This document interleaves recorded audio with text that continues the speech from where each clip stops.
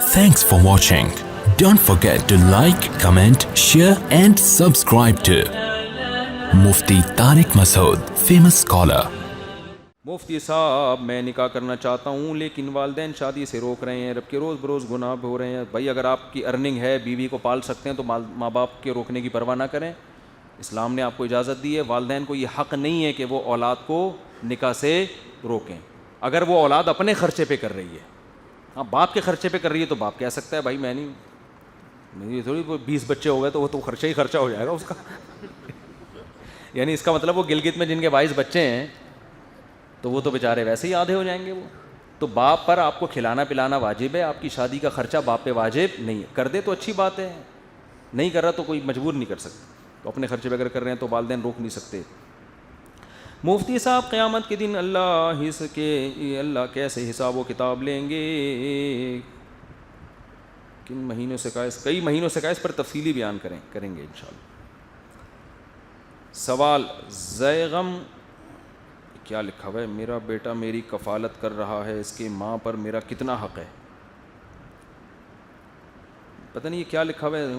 ضعیف ہو چکا ہوں اور میرا بیٹا میری کفالت کر رہا ہے، اس کے مال پر میرا کتنا حق ہے؟ جتنا ایک مناسب زندگی گزارنے کے لیے آپ کو پیسہ چاہیے اتنا پیسہ آپ بیٹے سے زبردستی بھی لے سکتے ہیں، کیونکہ بیٹے کے ذمے ہے باپ کی اور ماں کی کفالت کرنا. سمجھتے ہو کہ نہیں سمجھتے؟ تو جو بھی کھانا پینا جو گھر کی مناسب ہو ہے، گھر کا رینٹ ہو گیا، گیس بجلی کا بل، یہ سارا اولاد کے ذمے ہے. اگر وہ نہیں دے رہا تو باپ زبردستی بھی لے سکتا ہے. تو بیٹا تو عزت دار وہی ہوتا ہے جو یہاں تک نوبت ہی نہ آنے دے. وہ کہ میں بھوکا رہوں گا لیکن آپ کا پیٹ میں خالی نہیں ہونے دوں گا. ایک صاحب کہہ رہے تھے کہ جس کو اپنی بیوی پر اعتماد نہیں ہے وہ اپنی بیوی کو مردوں کے سے بات کرنے سے روکے گا. یہ تاریخ خیالی ہے. تاریخ خیالی. براڈ مائنڈڈ بن جاؤ، بہت زیادہ براڈ مائنڈڈ بن جاؤ. بھائی اسلام نے منع کیا ہے تو بری بات ہے، کیوں بات کر رہی ہے غیر مردوں سے، لگتے کیا ہیں؟ تو اس سے بالکل شوہر کا حق ہے کہ پوچھے اس سے بھائی وہ کون ہے بھائی یہ ٹھیک ہے نا.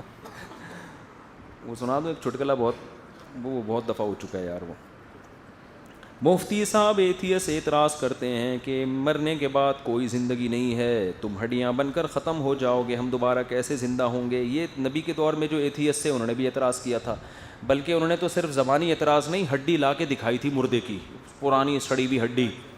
من یحیی العظام وہی رمیم، ان کو کون زندہ کر سکتا ہے؟ یہ کیسے، ہاؤ از اٹ پاسبل؟ آج انگلش میں کر لیتے ہیں، اس وقت انہوں نے عربی میں کیا تھا اعتراض. تو قرآن نے کہا یحییھا الذی انشأہ اول مرہ، وہی کرے گا جس نے پہلی دفعہ بنایا ہے. تو اس کا جواب یہ ہے کہ منی کا قطرہ کہیں لے کر آؤ کسی کاغذ پہ اور بولو کہ اس کو کون انسان بنا سکتا ہے. تو جواب میں سائنسدان کیا کہیں گے؟ اسی سے تو بنتا ہے، اسی سے تو آنکھ بھی بنتی ہے، ناک بھی بنتی ہے. تو اللہ کہتے ہیں وہ تو نے چونکہ دیکھ لیا نا وہ پروسیس، اس لیے مان رہے ہو کہ بن سکتا ہے. تو جب بنانے والا اللہ ہو تو جیسے پانی سے بنا سکتا ہے وہ ہڈی سے بھی دوبارہ بنا سکتا ہے. سمجھتے ہو؟ تو ایتھیس جو انسانوں کے بننے کے قائل ہے نا، وہ چونکہ یہ عمل دیکھ چکے ہیں اس لیے کہہ رہے پانی سے بن جاتا ہے. اگر نہ دیکھا ہوتا، خدا کی قسم کوئی اس پم کو دکھاتا اور کہتا اس میں آنکھ، ناک، کان، دل، دماغ، جگر بن کے یہ پورا چلتا پھرتا انسان بن سکتا ہے، وہ کہہ رہے سوال ہی پیدا نہیں ہوتا، بن ہی نہیں سکتا. یہ کسی اور طریقے سے بنا ہے، کچھ پتہ نہیں مریخ سے آیا یا یہ کوئی کسی اور خلائی مخلوق ہے جو آیا ہے. وہ دیکھ رہے ہیں تو اس لیے مان لیا. قرآن کہہ رہے ہیں منہا خلقناکم، اسی مٹی سے بنایا، وفیہا نعیدکم، پھر اسی مٹی میں مٹی کر دیتے ہیں ہم تم کو. یہ بھی دیکھ رہے ہو تو مان لیتے ہو، ورنہ کوئی کہ وسیم بھائی ہیں وڈیرے ہیں یہ مٹی ہو جائیں گے، کوئی بھی نہیں مانے گا. دیکھ رہے ہیں تو مان رہے ہیں بھائی ہو سکتا ہے. تو قرآن کہتا ہے 2 چیزیں دکھا دی ہیں، ایک دکھائی نہیں ہے میرے کہنے پہ مان لو، ومنہا نخرجکم، دوبارہ اس مٹی کو ریورس کر کے انسان بناؤں گا میں. تو اس میں کوئی اچنبے کی بات نہیں ہے. قرآن کہتا ہے وَفَرِحُوا بِمَا عِندَهُم مِّنَ الْعِلْمِ، پچھلی قوموں کی ہلاکت کی وجہ یہ بنی کہ ان کے پاس جو نالج تھی نا اس پہ اترانے لگے تھے. وہ جب عقل نہیں ہوتی نا، نالج آ جاتی ہے تو انسان تھوڑی نالج پہ اترا کے خدا سے مقابلے شروع کر دیتا ہے. تو آج ایتھیس کا مسئلہ یہ ہے کہ انہوں نے کچھ سائنس کی کتابیں پڑھ لیں، کچھ سائنسدانوں کو پڑھ لیا، کچھ انگلش آ گئی، کچھ ڈگریاں آ گئیں، تو تو اب نالج کی بیس پر تکبر اتنا پیدا ہو گیا کہ نہ خدا کی ماننے کے لیے تیار، نہ خدا کے سفیروں کی ماننے کے لیے تیار. تو یہ وہی اترانا ہے جو پچھلی امتوں میں ہوا ہے، تکبر. بجائے تواضع پیدا ہوتی، اب ہر چیز کو وہ کیا کر رہے ہیں کہ بھئی ہماری کھوپڑی میں آنا، یعنی اس کی، حالانکہ یہ تو کھوپڑی میں بھی آئے گی لیکن ماننا پڑے گا خدا کو. پھر جب خدا کو مانیں گے تو خدا کی بھی مانیں گے. ان سب چیزوں سے بچنے کے لیے انہوں نے یہ بھاگنے کا راستہ اختیار کیا ہوا ہے. اگر سنت کام اہتمام کے ساتھ کیا جائے اور کبھی ناغہ نہ کیا جائے تو کیا اس کا مطلب یہ ہے کہ اس کو فرض کا درجہ دیا گیا؟ نہ نہ نہ نہ نہ، یہ کوئی فرض کا. حدیث میں آتا ہے نبی صلی اللہ علیہ وسلم کو وہ عمل محبوب تھا جو پابندی کے ساتھ ہو. تو نفل بھی کوئی شروع کریں تو پابندی کے ساتھ. تو یہ اس کی علامت نہیں ہے کہ آپ نے اس کو فرض بنا لیا ہے. فرض بننے کی علامت جب ہے جب کوئی نہ کر رہا ہو تو اس کو ملامت کریں. آپ سمجھتے ہو؟ مفتی صاحب ملحد اعتراض کرتے ہیں کہ اللہ نظر نہیں آتا، نہ جنت نہ جہنم نہ فرشتے نہ قبر کا عذاب، تو پھر اسے مانتے کیوں ہو؟ بہت سی چیزیں نظر نہیں آتی ہمیں، لیکن جب اس کی خبر دینے والے کا کہ سچے ہونے کا یقین ہو جاتا ہے تو انسان اس خبر کو مانتا ہے. ہمیں یہ سب چیزیں نظر نہیں آتی لیکن ہمیں خدا نے بتائی ہیں، اور خدا نے رسول کے ذریعے، اور رسول کی نبوت خدا نے ثابت کی ہے. یہ ذمہ تھا اللہ کے، تو اللہ نے ثابت کیا کہ یہ سچے نبی ہیں. ان پہ دلائل کیا ہیں وہ ایک الگ بحث ہے، اس پر بیان ہوتا رہتا ہے.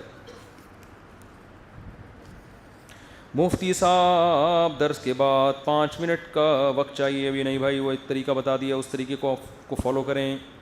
حیات ممات کا عقیدہ واضح فرما دیں.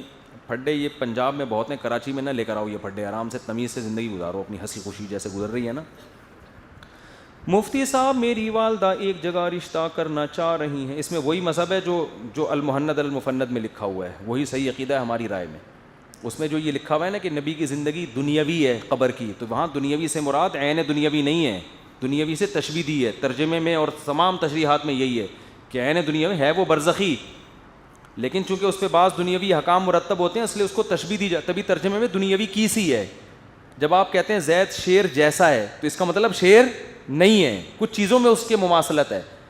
تو اس میں کیسی کا مطلب یہ ہے کہ عین دنیاوی حیات نہیں ہے تو برزخی. آپ پر موت واقع ہوئی ہے، آپ کو غسل دیا گیا، آپ صلی اللہ علیہ وسلم کو دفنایا گیا، یہ تمام اعمال جو میت پر ہوتے ہیں آپ کے ساتھ کیے گئے. لیکن اتنی پاورفل آپ کو قبر میں حیات ملی ہے کہ اس حیات پر، جیسے شہداء کو حیات ہوتی ہے نا، شہداء کی حیات، تو ہمارے نبی کی حیات اس سے بھی زیادہ پاورفل ہے. تو یہ اصل میں اہل سنت والجماعت کا عقیدہ ہے، اس لیے اس کو دنیاوی سے تعبیر کیا گیا مجازن. لیکن وہی بات ہے کہ یہ ایسا مسئلہ ہے نا کہ سارے مسائل چھوڑ کر بھی اس میں لڑنا شروع کر دیتے ہیں آپس میں. مفتی صاحب میری والدہ ایک جگہ رشتہ کرنا چاہ رہی ہیں لیکن لڑکی پردہ نہیں کرتی. میں نے کہا پردہ نہیں شادی، بھائی پردہ نہیں کرتی پھر نہیں کرو. میرا مشورہ یہ کہ نہیں کرو شادی. آگے بچیاں پھر پردہ نہیں کریں گی، بڑے مسائل کھڑے ہو جائیں گے. بچیاں ماں کو دیکھتی ہیں، ابا کو تو آج کل لفٹ کرانا، ابا پرانا ونس اپون اے ٹائم ٹھیک ہے نا. آج کل گھروں میں ماؤں کا ہولڈ ہوتا ہے، بچے اماں کو وہ کرتے ہیں فالو. پاکستانی ٹیم کے ہارنے پر پوری قوم افسوس میں ہے، کچھ پیغام دیجیے اس پر. نو کمنٹس.